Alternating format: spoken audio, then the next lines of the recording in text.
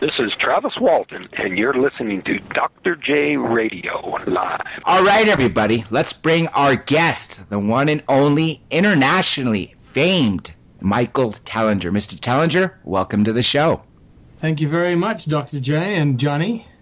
You know, there are so many things we can discuss, and I might as well just jump into something that you were saying off air about the political party you started. I would love to get some information about that and how it works in the U.S. Ubuntu, is that how you pronounce it? Yeah, Ubuntu. Ubuntu, yeah. Let's talk about the premise of it, essentially, and is it working here in the United States at all? Oh, absolutely. Well, it's not working as it is in South Africa and the UK and Canada, because those are the three countries now that the party is officially registered. As you may know, the Ubuntu Party participated in the South African elections on the 7th of May last year in 2014. And now in May, in a month from now, the Ubuntu Party is contesting 2 constituencies in the United Kingdom in the UK elections. So it's very exciting. And then Canada has just registered the Ubuntu Party with all the Ubuntu members there, and they'll be contesting the Canadian elections on a national level right across Canada next year in 2016. In the USA, we have the largest number of, I guess, if you want to call it followers or subscribers to the philosophy of Ubuntu and contributionism. And there it's going to really explode when it takes off, because as things happen, the USA is a huge, monstrous territory.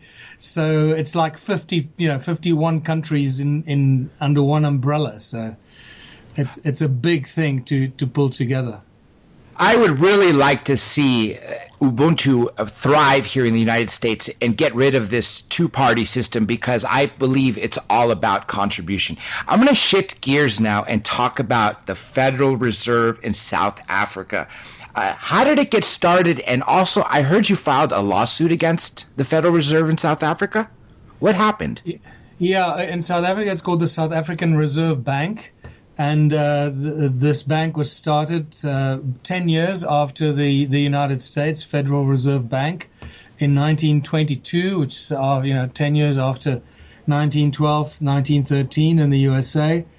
And the same way as they do in all countries. They infiltrate the government. They make sure they do deals with the politicians and get them on their payroll, and then start to exploit the people, the resources, and enslave the country in a long-term plan, and that's pretty much what's going on here. And because South Africa is such a mineral-rich country, and gold, platinum, copper, chrome, diamonds, anything you can imagine, it has been completely exploited. All our minerals have been stolen by the South African Reserve Bank, paying for them with pieces of paper that are absolutely worthless. And the people are used as cheap labor and slaves, discarded when they're no longer needed. And this needs to be stopped.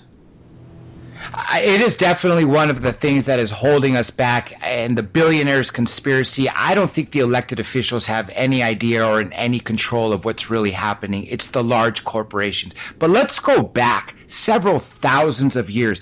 Obviously, you've made several contributions to humanity as a politician, as a musician, and, of course, studying Zecharia Sitchin and going down your own path and discovering ancient sites in South Africa and beyond. One of these sites you found was deemed Adam's Calendar. Can you talk about that a bit? Yeah, well, thanks for bringing that up, Dr. J. Adam's Calendar was actually rediscovered, let's call it that, by my colleague then called Johann Heine in 2003. And he tried to bring it to the attention of the authorities and the universities and the archaeologists with absolutely no success. And then I met Johann in early 2007. And when he showed me his aerial photographs of at that stage, it was just called the Stone Calendar. It didn't have a name. I eventually ended up calling it Adam's Calendar when I realized it was probably one of the oldest structures on Earth connected to human origins. I started to work with Johann in late 2007 and early 2008.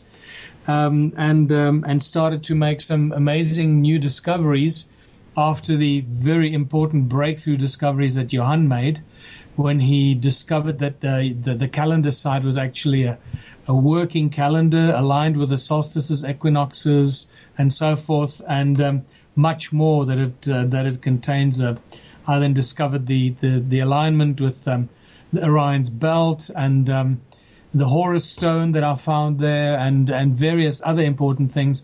But more importantly, we discovered that the site was misaligned with the true north, south, east, west of today. And that just doesn't make any sense because these ancient cultures didn't make mistakes. So it's very clear that this site was built when the north, south, east, west cardinal points were different from when they are today. And that's obviously before a huge upheaval or a huge global shakeup that would have shifted the north, south, east, west poles, or north and south pole, which is not the magnetic north, as you know. So we're dealing with a site that's extremely old. And not only that, there's a lot of additional evidence that we don't obviously have time to go into, but it's in a lot of my presentations. Connection to the Sumerian texts, connection to ancient African knowledge. Credo Mutwa, Baba Credo Mutwa, the famous African shaman, was initiated there in 1937. It is a sacred site connected to the origins of humankind and the creation of the human race by the gods, and so forth and so forth. So a lot to be said about that site. Let's talk about the Anunnaki in general. First of all, going back to what you mentioned, the Adam's calendar, I know there's so much that you're going to present at Contact in the Desert, but you believe that the Anunnaki had a hand in creating Adam and Eve at that site? No, it's not only me believing that. It's actually it's part of the ancient African knowledge that's been carried forward by people like Credo Mutwa and others.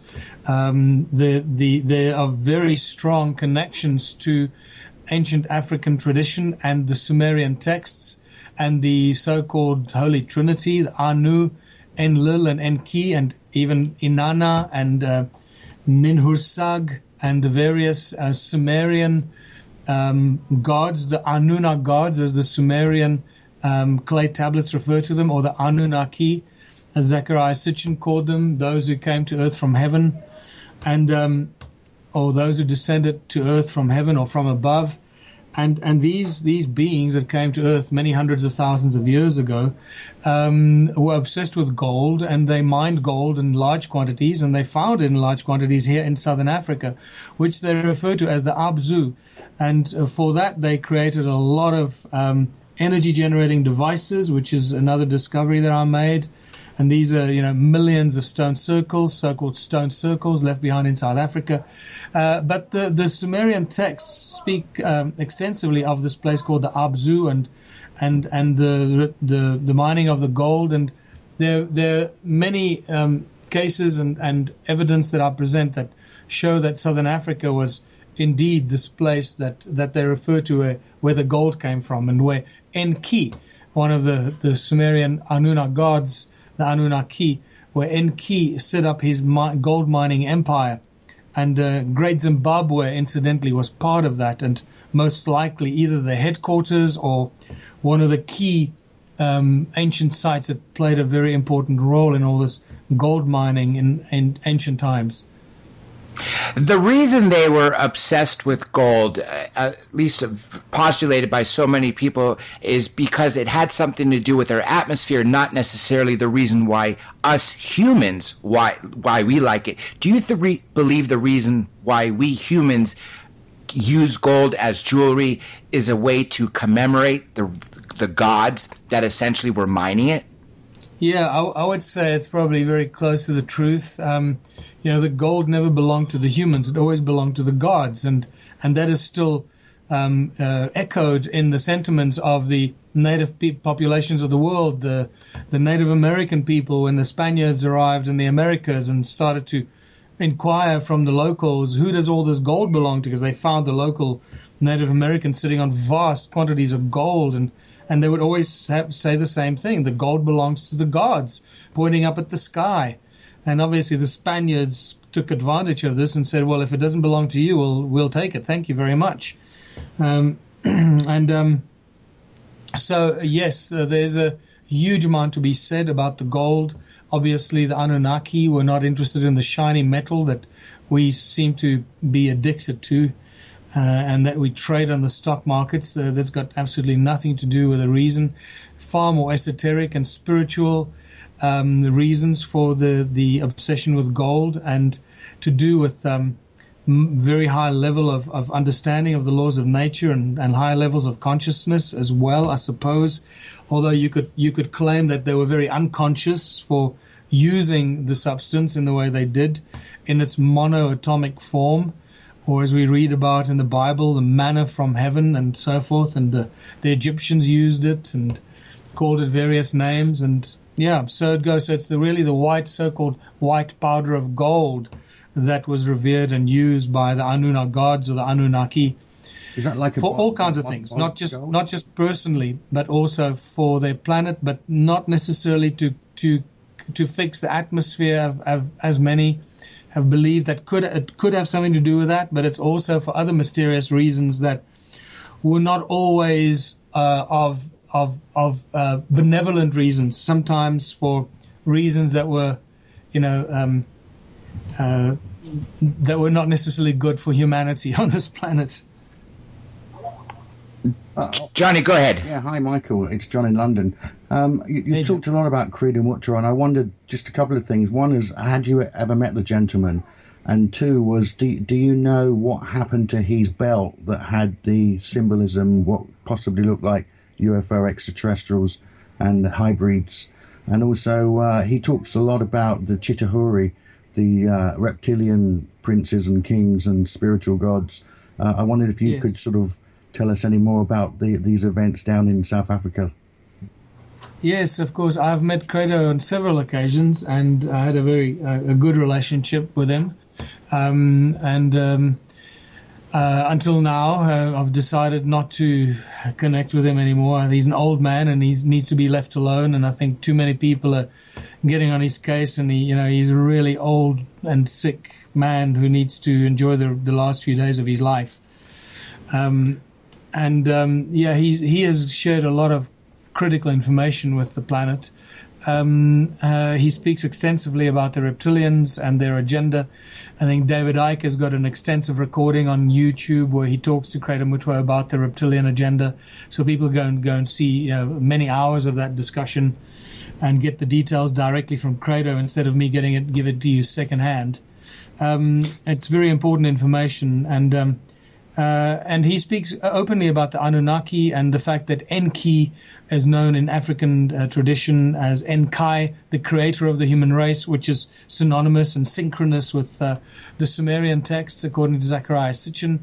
And so it goes. The coincidences are just spectacular. The information keeps repeating and supporting itself the deeper you go down this rabbit hole.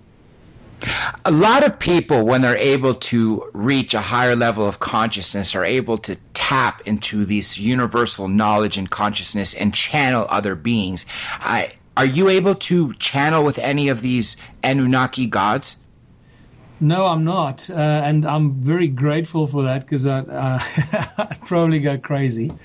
But I know many people that have those abilities, and they often feed information to me. And what's interesting is that I do not introduce those people to each other, but I often get very similar information from different people at the same time. So I cross-reference them, and you can apply the mathematical argument of probability to this and turn it into a scientific fact to say, what is the statistical probability that they're making this up? And very quickly you realize that we're dealing with some very accurate and important information that is being shared with us from higher dimensions that are not necessarily visible or palpable to many of us. So it's important to be open. Sorry, Johnny. I just like to say it's important to be open to all levels of information, because once you start to understand and resonate with the source field of things and start to really resonate with how things come into existence and what the nature of reality really is, and how we're being deceived about pretty much every level of our existence. Even this thing called nature of reality is not what we think it is, or being told it is, or whatever. It becomes very evident that we have, or had, and should have, and some of us still have, the capacity to tap into other dimensions, other levels of information, other frequencies and resonance fields that carry all the knowledge and information, the morphogenetic field that is out there that carries all the information of the source field code, or source code of the creator, that is responsible for everything in creation. So all this stuff gets very exciting when you start opening yourself up to diverse fields of knowledge and information. Johnny, you have a question? Okay, I got one. The grave. There was a grave in South Africa that apparently has the remains of an Anunnaki, and you were seeking to get permission to dig this up. How's that going so far? Any luck? No luck at all. They've rejected 2 of my applications. Strangely enough, one of my applications included a very experienced Egyptologist who's dug up many ancient sites in Egypt. And the reason for them rejecting was saying that she did not have enough experience. So it became evident that they just don't want me to dig there. But all of this is easily overcome by taking a big bag of money and simply going up to one of the university archaeological departments, putting the bag of money on the table and say, right, I want you to come and dig an ancient grave for me. And they will jump, because that's all about the money, isn't it? Isn't it sad? That's what really is I think the root of all evil. When people talk about money being the root of all evil, it really rings true when you think about it, because the golden rule used to be treat others as you would have them treat you. But now it seems to be those who have the gold make the rules. Would you agree with that statement? Oh, absolutely. And that's pretty much what the foundation of the Ubuntu movement and the Ubuntu political party is, and the philosophy is that we need to remove the money. If we're going to have any kind of hope of survival on this planet as a species, we've got to get rid of the money. Because as you said, Dr. J, money is not just the root of all evil. It's actually the maliciously introduced tool of enslavement into the human race many thousands of years ago. And it is a tool of absolute control and manipulation over the human race. And until we get rid of it, we will continue going around and around in circles trying to solve the problems with the tools that created the problems, which is money. Which is documents of exchange, from what I understand. You know, I've been following things in England, Michael, for some years called the Free Man of the Land.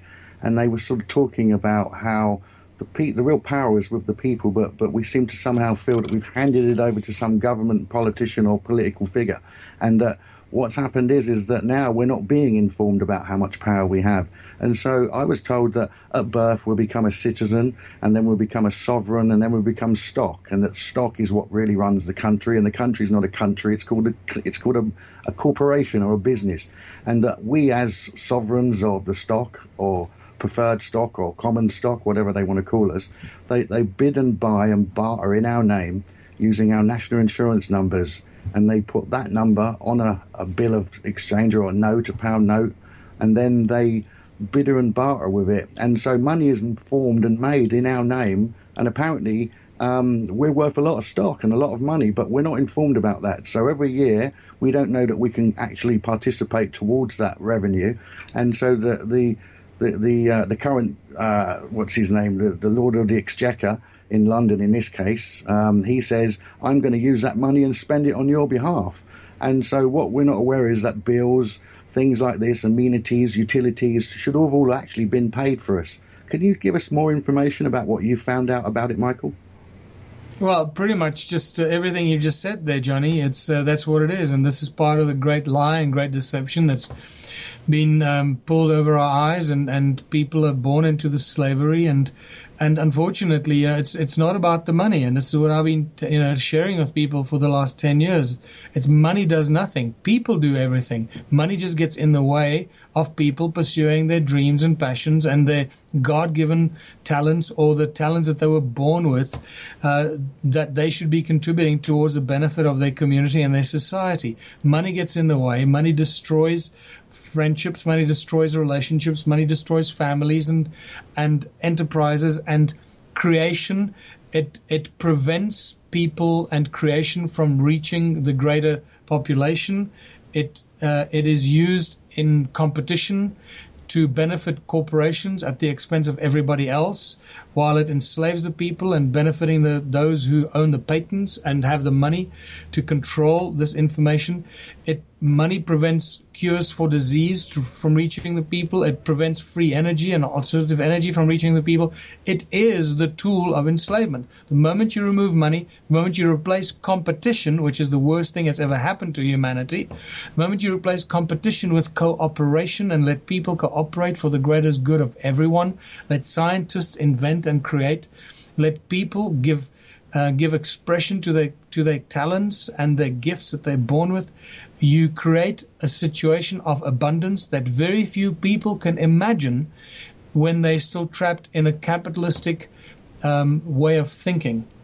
And this is why and how very quickly, within 1 year or a few years, we can turn this planet into a paradise of absolute abundance, stop the overpopulation, which is an effect, a side effect of capitalism. All the problems and diseases we have, the socioeconomic problems we have, and social problems we have, are a consequence of capitalism and the global control, as you said, Johnny, through corporate control over our sovereignty, and this is really what the Ubuntu movement is all about: is sharing this knowledge and information with people, then allowing them to make informed decisions, and taking the next steps into creating abundance for all in communities that govern themselves and look after themselves, and not as some sort of centralized government. And that's right. And that's what you've been doing. You've been using their system that in some form has been used against us, and now, in fact, using it for your own benefit and a benefit to society around you. Can you tell us a little bit more about that, please? Well, it is. I don't think I can even express how quickly the Ubuntu movement is growing. I probably don't even have a clue. But what I can see is in our own little town, and it is just exploding so much. I've just come from a meeting with our 2 new candidates for our local municipal elections next year, 2016, where it is now very clear to me that the Ubuntu Party will win the majority in our municipality, the 4 little towns, and we will have an Ubuntu mayor that will be able to implement the contributionism philosophies and create the first town that will start to create abundance and prosperity for all its people, implement free electricity, free food, free water, free housing, free education, free hospitalization, everything you can imagine, because it is going to be a communal, cooperative effort of all the people in our town. And this what I believe will be the tiny little example and the first domino that will fall to create the domino effect in all the other small towns. It's really that simple. So last year we participated in the national elections as the Ubuntu Party on a national level. We didn't win enough seats to get into parliament. We were robbed, obviously, but that's a long story I don't want to go into here. But what it did, it created a platform of credibility for us. And now we're focusing on the local elections, building it up from the ground up with the people around us.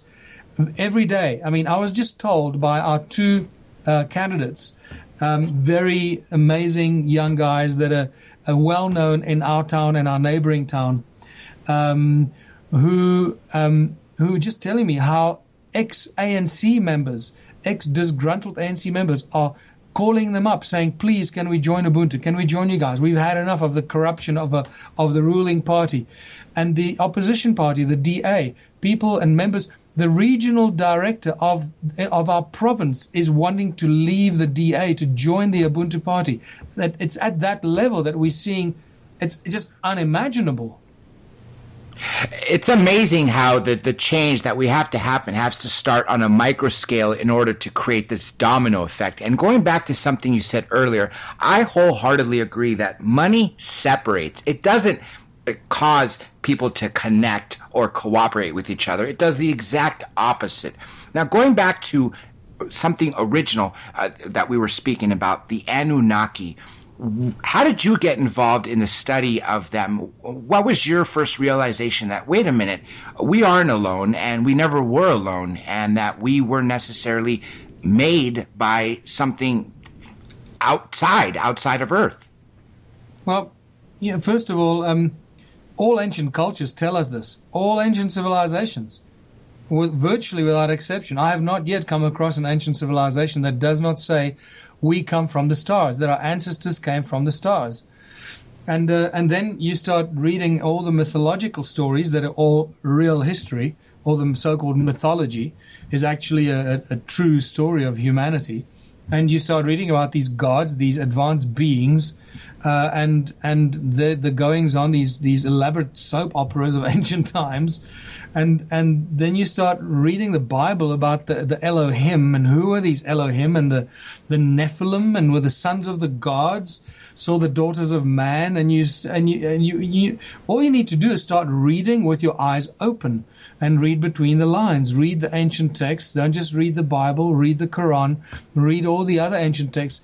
Read the Eastern philosophies, and you realize that they're all telling us the same thing, that man was created by some advanced race of beings that came to this planet from the stars. And it's very clearly spelled out by the brilliant work of Zecharia Sitchin, who spent his lifetime analyzing the Sumerian text. And I know he's got many detractors and people that say all kinds of things about him. They all speak from a position of lack of knowledge and information that I can say categorically. My discoveries in South Africa and Southern Africa, Zimbabwe, of more than 10 million ancient stone ruins clearly supports Zecharia Sitchin's translations and detailed information about the vast vanished civilization, gold mining civilization that was initiated by the Anunnaki gods, or the Anunnaki. And so, in essence, I present the physical evidence of what Zecharia Sitchin has been writing about. And that the Anunnaki is one of the big stories in human history, and more people are waking up to the importance of the role that the Anunnaki played in the creation of the human race, and so much more of what they've been up to, not just in our solar system, but in the galaxy and the entire universe, and probably multiverses too, because they seem to really have a grip on multidimensional physics. They're not necessarily highly conscious beings, but they certainly have knowledge of the laws of nature and manipulating these laws for their own benefit. I'm glad you mentioned that every ancient text mentions this, because you're absolutely right. It does, whether it be the Quran or the origins of Buddhism or the Sumerian texts or ancient Greek lore. Everything points to a highly civilized civilization coming down to Earth and essentially creating us. Now, we labeled them the Anunnaki, or Zecharia Sitchin did, and as you mentioned, the detractors, they're not thinking outside the box. You and Mr. or Sitchin, Zecharia Sitchin, were doing exactly that, thinking outside the box, reading between the lines, which is exactly what we need to do. Do you think the Anunnaki are coming back at any time? Well, the question is, have they really left? Many people have been asking this question, obviously, for a long time. And I think the answer is that there's been a split within the Anunnaki ranks. Those that left the Earth a long time ago and those that remained behind. Sometimes they're referred to as the remnants. And there's been a clash between the two groups. It's like the old wise Anunnaki and the remnants that became the troublemakers that then took domain of the earth, sometimes referred to as the Marduk and the offspring of Marduk and Enki's one of Enki's sons, who then took control of the planet and started all kinds of rituals and bloodletting rituals and sacrifices, and it's often thought that it's actually Marduk that became the vengeful god of the Old Testament, and it's a big tussle between him and Enlil, Enki's brother. And so it goes. So it's a deeply convoluted story that I think we really understand very, very badly.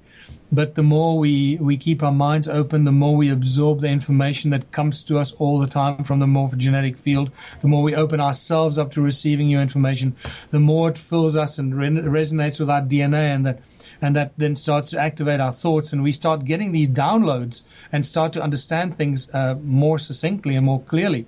As weird as this may sound to some people, it's just a matter of understanding what's really going on in this weird nature of reality. Speaking of Anu and Enki, some people say that Anu was never really on Earth, but was kind of watching from above when Enki was on the ground. Do you agree with that statement, or do you think that person who stated that is wrong? Yeah, Anu is a interesting character, and I sometimes wonder if Anu is actually a physical entity, or if it's actually an expression or a reference to a higher field, a source field, like we would refer to God, that they referred to Anu as you know. I still remain divided, because we've got to remember that what we read is so encoded with metaphor and other hidden meanings and so forth, that we got to be careful of reading too much what we would imagine as where our imagination allows us to go. That there's a lot more to the story than we could possibly imagine. So, yeah. Speaking about pyramids and other ancient structures, what have you found locally in South Africa? Well, pyramids are located all over the world. And I know Dr. Samus Managic actually is a great researcher of pyramids around the world, and he's written great amount of information about pyramids all over the world. And I think he's one of the few people that have been in the pyramids in China and so forth. So there are pyramids everywhere. The ancients built pyramids. There must be thousands of pyramids around the world. And South Africa is no exception, and there are most certainly are pyramids in the valley below Adam's calendar, and they seem to be obviously they're very old. They're probably more than 300,000 years old, and at this stage, it's my sort of most recent evaluation of the dating. They're covered in soil and trees and so forth, and loads of several meters, probably 30 or 40 meters of sediment, of sea sand sediment, which is most likely from the Great Flood, some 12 to 15,000 years ago, arguably, that came through here, that we've lots of evidence that it was probably the flood, the so-called Great Flood, that destroyed this vast gold mining empire between 12 and 15,000 years ago. And so these pyramidal structures that are aligned with Adam's calendar and aligned with the rise of Orion's belt are connected to the calendar via golden spiral, very strange energetic anomalies that happen at the pyramids themselves. And you lose satellite signal there, and it's actually the pyramids, Adam's calendar's pyramids in the valley below Adam's calendar, that are aligned with Great Zimbabwe further north, and also the Great Pyramid of Giza, all along the Nilotic Meridian, or the 31 degrees east longitudinal line, which seems to have been the GMT line in ancient times for the Anunnaki.